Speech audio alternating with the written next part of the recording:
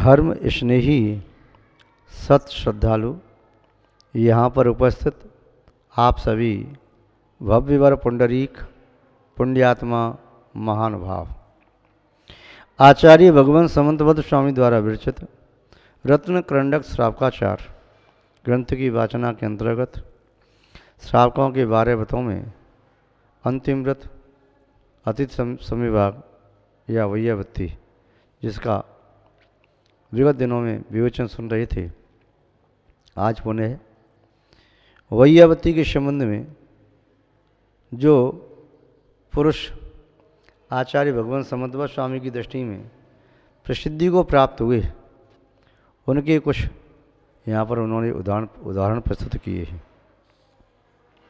यूँ तो आहार दान के संबंध में अनेकों प्रसंग प्राप्त होते हैं।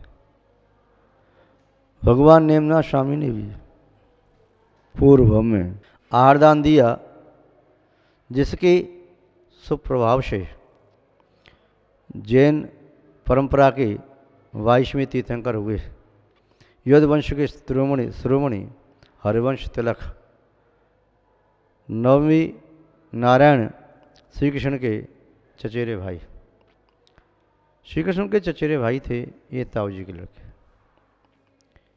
आहारदान के प्रभाव से आप सबको ज्ञात है, आदि पुराण में आचार्य जिनसेन स्वामी ने स्वीकार किया है। प्रथम तीर्थंकर ऋषभदेव जो 8 वर्ष पहले वज्र जन की पर्याय में थे, उन्होंने अपनी सहधर्मिणी श्रीमती के साथ आहारदान दिया।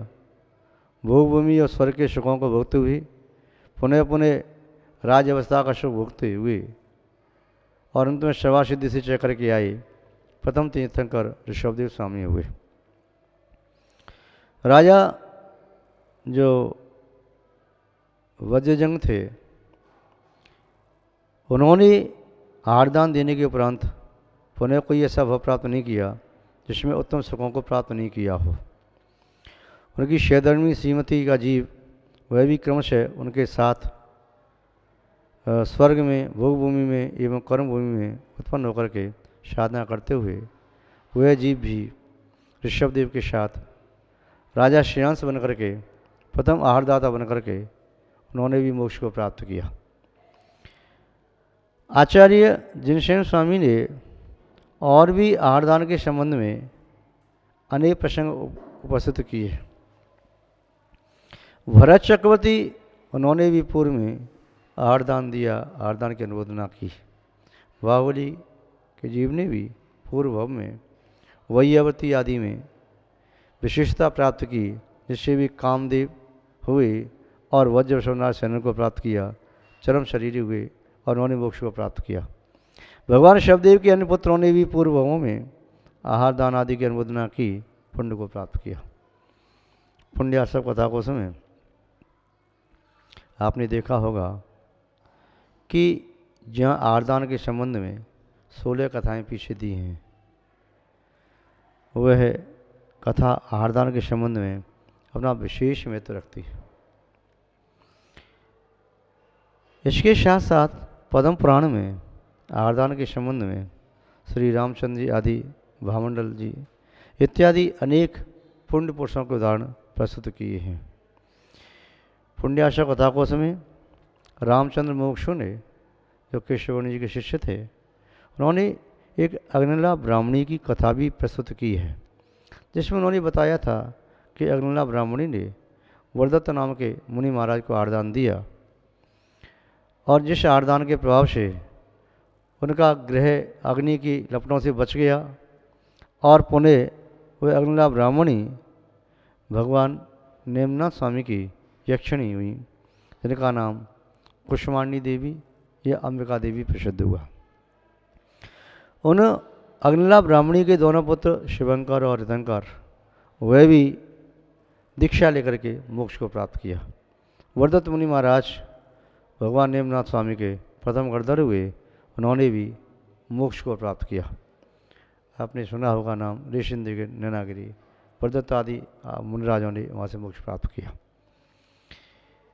आचार्य भगवान समंतबद्ध स्वामी की दृष्टि में आहारदान की महिमा विशिष्ट है। और उन्होंने उदाहरण भी लिया, तो एक ऐसा उदाहरण चुना जिस पुण्य पुरुष ने आहारदान के प्रभाव से लगातार 10 या 12 भव तक पुण्य का फल ही भोगते रहे, और जिस भव से मोक्ष प्राप्त किया उस भव में एक नहीं, 2 नहीं, 3 पुण्य फल को प्राप्त किया। यानी वे कामदेव भी हुए और वे चक्रवर्ती भी हुए, इसके साथ साथ वे तीर्थंकर भी हुए, और उनके बाद उनका धर्म साम्राज्य, तीर्थंकरों की परंपरा अखंड रूप से, अबाध रूप से भारत क्षेत्र में प्रभाव मान रही। वे तीर्थंकर जो कामदेव, चक्रवर्ती और तीर्थंकर 3 पद के धारक रहे, उनकी महिमा आप जानते हैं। बताएंगे कौन जीव था वह, कब आहार दान दिया, किसको दिया, उस संबंध थोड़ी चर्चा आपसे करें। तो चलते हैं मलय देश। भारतवर्ष पहले छोटे छोटे देशों में विभक्त था और पुनः बहुत सारे देश समाहित थे। मलय नाम का देश था और मलय देश में एक रत्न संचयपुर नाम का नगर था। रत्न संचयपुर नगर में राजा श्रीसेन न्यायपूर्वक अपनी प्रजा का पालन करते थे। वे बड़े प्रजावत्सल, न्यायप्रिय, पराक्रमी, सत्यनिष्ठ, कर्तव्यशील एवं धर्मपरायण राजा थे। उनकी सहधर्मिणी वह भी अपने स्वामी के अनुरूप उनके कार्यों में सहयोगी रहती, विशेषकर धर्म के लिए बड़ी प्रेरणा देती रहती थीं। उनकी 2 रानियां थीं। प्रथम रानी का नाम सिंह नंदिता और दूसरी रानी का नाम अनंदिता। दोनों उस प्रकार से सहयोगी थीं जिस प्रकार से किन्हीं तीर्थंकर भगवान की शोभा बढ़ाने वाले 32 चम्र इधर से ढोले जाते हैं, 32 इधर से ढोले जाते हैं। ऐसे ही महाराज श्रीसेन राजदरबार में विराजित होते, दोनों रानियाँ आजू बाजू में विराजमान होती, शोभा में शोभा बढ़ाती, और वे राजकीय कार्य में, धर्म कार्य में एवं अन्य कार्य में वे सहयोगी बनकर के रहते। उसी नगर में एक सात्विकी नाम का ब्राह्मण था। उसकी धर्मवत्सला गृहिणी का नाम जाम्बू था। उन दोनों के एक सत्यभामा नाम की कन्या थी। कन्या सुयोग्य थी, सुंदर थी, सुसंस्कारवान थी और बड़ी लाड़ प्यार से पाल के उन्हें उसे बड़ा किया। वह सात्विकी ब्राह्मण अपनी कन्या पर निश्चिम स्नेह भी करता, सोचता था इसका पाणिग्रहण संस्कार किसी योग्य पुत्र के साथ करूँगा। कन्या विवाह की योग्य हो गई। तभी एक पाटलिपुत्र नाम का नगर इसी भारतवर्ष में था, जो आजकल पटना के नाम से जाना जाता है। उस पाटलिपुत्र नगर में रुद्र भट्ट नाम का एक ब्राह्मण रहता था। वह ब्राह्मण वेद पाठी था, वेद का पाठ करता, वेद का वाचन करता, अध्ययन करता और अध्यापन कराता। रुद्र भट्ट ब्राह्मण अपने पुत्र को जब वेद पढ़ाता था, उसकी सभा में, कक्षा में अन्य भी द्विज पुत्र आकर के वेद का अध्ययन करते थे, शिक्षा ग्रहण करते थे। उसी समय चुपके से इस रुद्र भट्ट ब्राह्मण की दासी का पुत्र बड़ा चतुर था, वाचाल था, चुपके से छुपके बैठ जाता था और वह वेद अध्ययन को सुनता था। और वह कपिल नाम का दासी पुत्र वेद सुन सुन करके वह उसे याद करने लगा। किंतु यह वैदिक परंपरा में बात कही है कि वेदों का अध्ययन करने का अधिकार द्विज पुत्र के अलावा अन्य को नहीं होता। जो द्विज कुल से हीन होते हैं वे उस ज्ञान का सही उपयोग नहीं कर सकते, दुरुपयोग कर सकते हैं। आचार्यों ने लिखा है, विद्या सुपात्रों को दी जाती है, कुपात्रों को नहीं दी जाती। कुपात्रों को अच्छी विद्या देने पर वे इसका दुरुपयोग करेंगे और वो प्रजा का हित न करके अहित ही करेंगे, तुच्छ स्वार्थ के पीछे अपनी विद्या का दुरुपयोग कर सकते हैं। जैसे सर्प को जहर पिलाने से भी वह विष ही उगलता है, अमृत की वर्षा नहीं करता, ऐसे ही अपात्र को अच्छी विद्या देने से वह उसका दुरुपयोग करके समाज के लिए, मानव जाति के लिए वह कलंक बन सकता है, अभिशाप बन सकता है। इसलिए वेद की ये मान्यता है कि वेद पढ़ने का अधिकार सबको नहीं है, ब्राह्मणों को है। तो जब उसने देखा कि मेरे विद्यार्थी विद्याधन में निपुण हो गए, तब वह अपनी विद्यार्थियों की परीक्षा भी लेता अकेले से, कौन कितना अध्ययन कर रहा है और कौन वेद का उच्चारण मंत्र का उच्चारण कर रहा है। तभी उसने देखा वेद मंत्र की ध्वनि सुनाई दी। उसने जाकर के देखा मेरे शिष्य यहाँ कोई नहीं है, कौन पढ़ रहा है।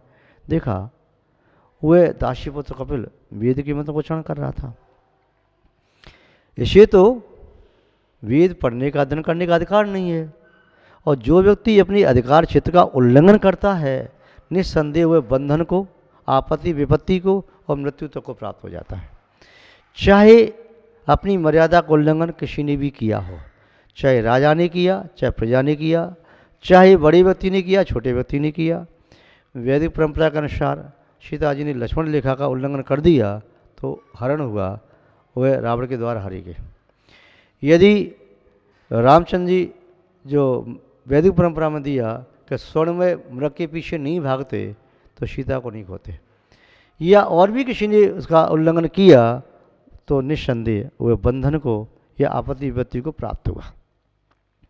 तो उन्होंने देखा रुद्रभट्ट ब्राह्मण ने कि दासी पुत्र वेद की ऋषाएँ ये पढ़ रहा है, इस प्रकार से सूत्र वाक्य मंत्र वाक्य पढ़ रहा है, उचित नहीं है। पूछा आप ऐसे कैसे सीखा? तो उसने डर से कहा क्षमा करें, मुझे लगा कि जिस चीज़ को कोई एक द्विजपुत्र पढ़ सकता है तो मैं क्यों नहीं पढ़ सकता। मैंने भी अध्ययन किया। आपने किससे अध्ययन किया? बोले आपसे ही किया। मुझसे कैसे किया? बोले जब आप अपने शिष्यों को पुत्रों को पढ़ाते थे उस समय मैं भी छुप करके अध्ययन करता रहता था, मैं सुनता रहता था, पीछे बैठ जाता था और खिड़की में पीछे बैठ करके वहाँ से कान लगा के सुनता रहता था। रुद्रभट्ट को बड़ा क्रोध आया। उसने कहा तुमने इस प्रकार अच्छा नहीं किया, मुझको भी दोषी बना दिया, क्योंकि गुरु अपात्र को विद्या नहीं देता और मैंने तुम्हें विद्या दी है तो मैं भी दोषी हो गया, इसलिए ये उचित नहीं है, तुम अब यहाँ नहीं रह सकते। तो कपिल जो दासीपुत्र था वो उसको वहाँ से भगा दिया। वह पाटलिपुत्र से भाग करके चला या कहाँ पहुँचे, कहाँ जाए। तो वह पहुँच गया था कहाँ पर, इसी मलय देश में रतन संचयपुर नगर में, जहाँ पर राजा शीशन राज कर रहा था। वहाँ पहुँच गया तो वहाँ पहुँच करके वेद का पाठी तो था ही, तो इसने वेद के पाठी होने से अपने गले में जनेऊ पहन लिया और भाल पर तिलक लगा लिया, गोरोचन आदि का, चंदन आदि का लेप किया और ये सिद्ध करना चाहा कि मैं उच्च कुलीन ब्राह्मण हूँ। दूजो और जो व्यक्ति ठगी करने वाले होते हैं, धोखा देने वाले होते हैं, बड़े कुशल होते हैं, वो मायाचार्य की कला में कुशल हो जाते हैं। उसने अपनी विद्या से, विद्या की कुशलता से अपना एक अलग ही प्रभाव छोड़ा। उसी नगर में आपने देखा कि वह जो सात्विकी नाम का ब्राह्मण था और जम्बू नाम की धर्मपत्नी थी, उसकी पुत्री थी सत्यभामा। तो सत्यभामा के संबंध के लिए सोच रहा था कोई योग्य वर मिले, योग्य वर मिले। ये दासी पुत्र देखने में सुंदर था और वेद का पाठी भी था, तो ऐसा समझो कि सोने पर सुहागा हो गया, सुंदर भी, ज्ञानी भी, विद्वान, बड़ा निपुण है, इतनी छोटी उम्र में इतना अध्ययन कर लिया, बहुत बड़ी बात है। तो वह सात्विकी ब्राह्मण ने उस पुत्र के बारे में कुछ भी जानकारी प्राप्त न करके और अपनी पुत्री का विवाह उसके साथ करने का निर्णय ले लिया। उससे सामान्य पूछताछ की, उसने कहा कि मेरे माता पिता है नहीं, मुझको घर से निकाल दिया और मैं घर से निकाल दिया तो मैं यहाँ पर आ गया। ठीक है। सत्यभामा को कपिल की चेष्टाओं को देकर के लगता था इसकी ये जघन्य निम्नतर चेष्टाएं हैं, संभव ही उच्च कुलीन नहीं है, शंका होती थी। इसलिए उसने अभी उसे पति के रूप में स्वीकार नहीं किया। अरे तो वह जब उसने देखा कपिल ने कि रुद्रभट्ट है, मेरा भेद स्पष्ट कर देगा तो मैं क्या करूं, तो उसने उसका सम्मान किया, चरणों में प्रणाम किया और कहा पिताजी आप कब आए, चलो चलो चलो, और सबके सामने उसे अपने घर ले गया, सम्मान किया, भोजन पानी कराया और सबसे उसे कहा, पिताजी जब कहा तो उसने भी कहा क्या ये कपिल आपका बेटा है? रुद्र भट्ट ने सबके सामने कह दिया हाँ ऐसा ही मानो। तो उसको लोभ भी दिया, उसने कहा आपको रहस्य खोलना नहीं है, मैं आपको बहुत सारा धन दूंगा और आपके पास संपत्ति भी नहीं है ना आपको धन की आवश्यकता है, इसलिए आप यही कहना कि मेरा बेटा है। उस समय तो सबने कह दिया। बाद में सत्यभामा ने रुद्र भट्ट से अकेले में चर्चा की, पूछा आप वास्तव में द्विज हैं, द्विज कुल के रत्न हैं, आप निर्भीक हैं, सत्यनिष्ठ हैं, किसी भी परिस्थिति में आप अपने धर्म को नष्ट नहीं कर सकते। सत्य बताइए, क्या वास्तव में कपिल आपका बेटा है? यदि है तो फिर आपकी उसकी चेष्टा में इतना अंतर क्यों? पहले तो वह रुद्र भट्ट थोड़ा शक पकाया कि क्या कहूँ मैं। बाद में उसने कहा कि सत्य बात ये है, ये मेरी दासी का पुत्र है और छुपके से इसने वेद का अध्ययन किया, इसलिए मैंने कुपित होकर निकाल दिया। सत्यभामा ने उसे धन दिया, रुद्र भट्ट को तो वहाँ से रवाना कर दिया और स्वयं कपिल के यहाँ से निकल करके राजा की शरण में आ गई, श्रीशण की राजशरण। एक दिन राजा श्रीशण ने महल में समागत अर्घ कीर्ति और अमित गति नाम के दो मुनि महाराजों का प्रगान किया, नवदा भक्तिपूर्वक आहारदान दिया, पंचाक्षर की प्राप्ति हुई। श्री नंदिता अनंता रानी ने भी आहारदान दिया। सत्यभामा ने उस आहारदान की अनुमोदना की, हाथ जोड़ करके विनयपूर्वक भावना भाती रही कि आहारदान देने से कितना पुण्य मिलता है, बहुत आनंद की प्राप्ति हुई, जिसके फल से वह श्री अनंता श्रीशण सत्यभामा चारों भोगों की प्राप्त हुए। क्रम से श्रीशण राजा का जीव शूल्य में तीर्थंकर शांतात्मा भगवान हुए। यही बात आचार्य समन्वय स्वामी ने 118 श्लोक में कहा, श्रीशण बसवसेने कौंडेश सुख दृष्टान्ता वही अवतशित चतुर्विकल्प से मंतव्य। ये 4 उदाहरण हैं। तो आपने आज आहारदान के संबंध में देखा, शेष 3 की चर्चा आगे करेंगे। आज बस इतना ही। बोले शांतनाथ भगवान की, पूज्य आचार्य गुरुदेव श्री विद्यानंद महाराज की, श्रीमद् जैन धर्म की।